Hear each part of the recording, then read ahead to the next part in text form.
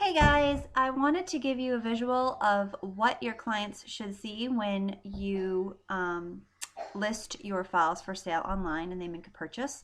They're going to download the zip file that you have placed all of your images in. We talked about how to save those images in the preparing and saving files for resale video. Um, I wanted to mention how to name these files. I'm not sure, I can't remember if I included that in the last video or not, but early off I got into the habit of saving my files in a format that was compatible with what my Graphico required. So in the beginning, if you have a business name, if you don't have a business name, you can use your initials, but my Pickles Design Studio, the first letter of each word capitalized, and then the name of your clip art set that you have placed on your preview image. And this is the preview image of this set right here. So cute, blog element kit, pink. And then it has a picture of all of the elements, and then of course, my other information down here. This was the preview sleeve, which I do not include in the zip file. I don't include any of the preview images in the zip file, only the images that they're buying. So this would not be included either. This is a pretty big set, so I think it's good that I'm just going to show this to you just in case you do things like blog elements. It's a little bit more in depth than a clip art set, which may have like 20 images all total. This one has a lot, like a couple hundred, I think, between all of the formats. So say you are a client and you purchase this blog kit and you unzip the file, you're going to see all this inside. Not that one, this one. All of this inside. Here I have some separate files for things that aren't directly related to the images that they're going to be working with. I include a color palette. You don't have to, but I make this image in Photoshop, and I include the hex codes that are within the images. I don't do this for clip arts, but I do this for blog elements. So that's just a little extra that I include, but you don't have to. Then I have a folder within the zip folder for my terms of service. I include the terms of service image, as well as I open a notepad document and then just do a plain text document of, if you're doing a blog template, blog elements kit, you can put the font name that you used, where they can download the font on the preview. This is, like I said, more in depth, but just a little message if they have questions, where to email me, where to order contacts, or order a custom.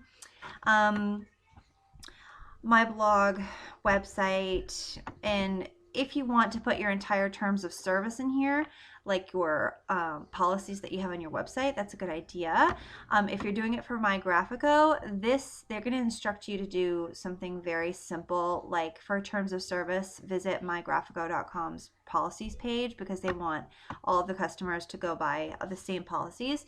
So this is just going to depend on who you're listing your products with, whether it's independently or on a second party website. But so look into your policies of the websites that you decide to partner with. But if you're just doing it alone, just do something that makes sense to you, that's clear to your customers. For my EPS files, considering I don't work with Adobe Illustrator, I include the layered PDF files that you know by now are compatible with AI and CorelDRAW. I always put them in there. You don't have to include them if you don't want people editing your stuff. I'm just at the point now. Whoops. Sorry, my son's coming to say hello. Shh. Go sit with Sissy.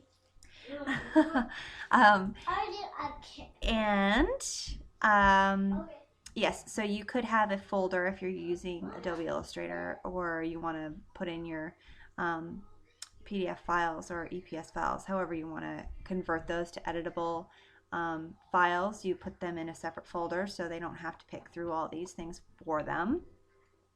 And you may want to make a JPG folder and a PNG folder and then separate all your images into those two folders. So when your customer opens up the zip, they just see the subfolders and they know exactly where to go for the PNG or JPG depending on what they need for their project. For this particular set, I haven't done that. I have done it in the past. It's just personal preference unless specified by a site you're working with like MyGraphica, which may be a little different. But as you can see, I've got all of these images. They're named the same thing, and the PNG and JPG show up right beside each other, so they're easily found. Okay, and that is it for inside the kits or inside your zip downloads. Let's see, and